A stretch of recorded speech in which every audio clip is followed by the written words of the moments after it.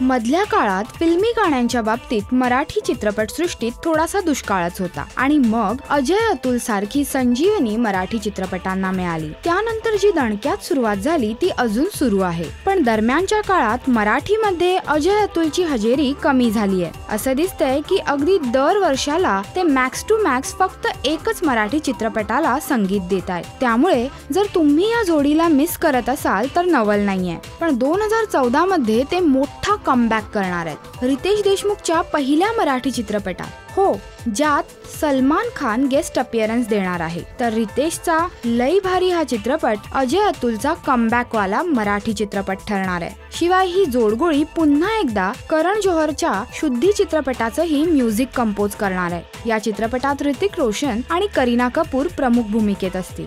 So ते असो, पण अजय अतुलचा हा मराठी कमबॅक नक्कीच उत्सुकता वाढवणारा आहे। राष्ट्रीय मराठी करिता श्वेतांबरा सावंत। नमस्कार, मी अभिजित खांडकेकर आणि तुम्ही मला पाहत आहात राजश्री मराठी।